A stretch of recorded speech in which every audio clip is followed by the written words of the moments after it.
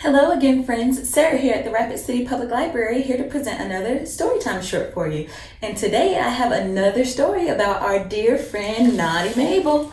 That's right, today we will be reading Naughty Mabel Sees It All. Our dear friend Mabel is back and she's going on a fancy slumber party with her friends. Let's find out what happens with Naughty Mabel and Scaredy Cat, huh? But before we get started, I'd like to thank Simon & Schuster for allowing us to read this story today. Naughty Mabel Sees It All by Nathan Lane and Devlin Elliott. Stop! Okay, darlings, before you turn the page, let me preface this by saying that what you are about to see is not entirely my fault. Uh-oh. Now I know this looks bad, but let a girl explain. Where are my manners? Hello, my little darlings. It's me, Naughty Mabel. We had so much fun the first time, I thought a second date was worth a try. It all began a few days ago when things started to get a little strange around the house. For some odd reason, my doggy dish was filled with potpourri. It actually tasted better than the kibble, but my stomach didn't agree. Oh no. However, it did improve my breath. Even my gas smelled a little better. Still, the next day I was feeling not only queasy, I was seeing two of everything. 2 front doors, 2 mothers, 2 fathers. It was too much. And then I was watching Martha Stewart on television and saw 3 of her making couscous, which made me faint. No more potpourri for me. I was just about to say something to my parents when I got the most exciting news. I'd been invited to my first sleepover at Smarty Cat and Scaredy Cat's house. A sleepover, people? I mean, how adult, how divine. I'm a strong, independent girl. I was ready to venture out into the world and take it out one big bite at a time. Finally, I knew how rock stars must feel. How on earth does one choose what to bring? Easy, just take everything. My parents said it was only for one night and that I shouldn't get too excited. Please, have we met? It's like they don't know me at all.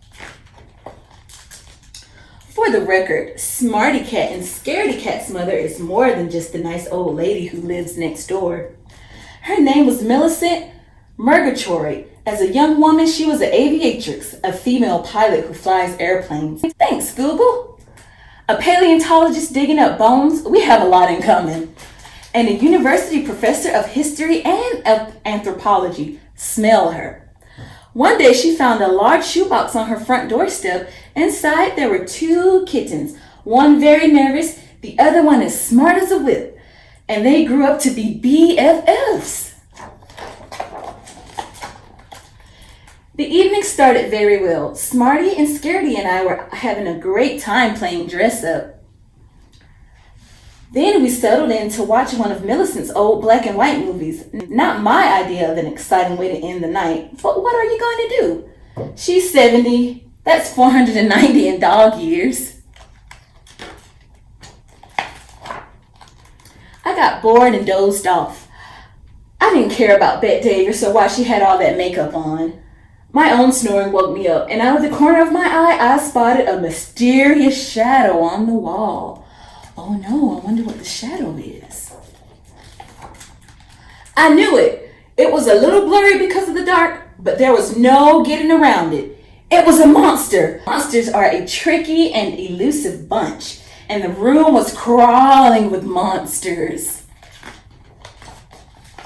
I grabbed the nearest weapon I could find, and I jumped into action. Boom, bang, crash. Uh-oh. Miss Murgatroyd didn't seem to appreciate my heroic efforts. Maybe if she cleaned her house once in a while, it wouldn't be infested with monsters. But I decided this probably wasn't the best time to bring that up. Apparently, even my parents don't believe in monsters, right? And there's no such thing as the Tooth Fairy or the Easter Bunny either. Some people just can't handle the truth. Anyway, they just called me naughty and put me straight to bed. So demeaning, so confusing. I saved many lives. Maybe next time I just let the monsters eat them. Maybe I just... But then I saw something. Oh, could it be another monster? Let's see. I knew it. The monsters followed me home to have their revenge. Isn't that just like monsters? They like to play with your head. But if I could catch one, I could prove I was right. And I love being right. So I called out, "Here, monster, monster, come out, wherever you are." I could play their little game. And that's when I spotted one. It was huge. This monster needed to lay off the carbs. I decided I had to either attack it or wake up my parents with good news. Attack! Can you believe it? My parents still couldn't see the monster. Mabel! Now, if you recall, this is where we began. I decided to turn myself in and get time off for good behavior. Only I couldn't figure out who to turn myself into. They seemed to be cloning. I had no idea which lucky couple were my real parents or what was happening. Fortunately, the smartest couple figured it out. Guess what?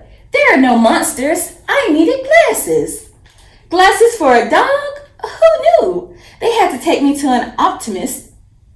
An ophthalmologist. Oh, you know, the eye doctor. I wasn't sure I liked the looks of the joint. The room positively reeked of regret. I swore I'd be good. I'd give up believing in monsters. I was cured. We could go get smoothies. Everything looked, better. That explained a lot. My bad. Glasses, it turned out, are very attractive, especially on me. They give me that serious, intellectual, I just finished writing my first novel, but I also love to party look. Oh, so many glasses. Heavens, I thought I heard another monster. Oh, no one bought that. My parents decided contacts would be more practical for an active girl like me, and they were right as usual. So what can we learn from all of this, darlings? Well, sleepovers are potentially fraught with danger, and life is full of surprises, but you can always count on your friends and family to help you out when you don't see things clearly. And by seeing things clearly, I mean, I see that piles of leaves. I see it's not a monster, so I see no reason to attack them.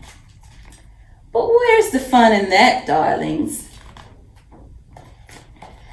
The end.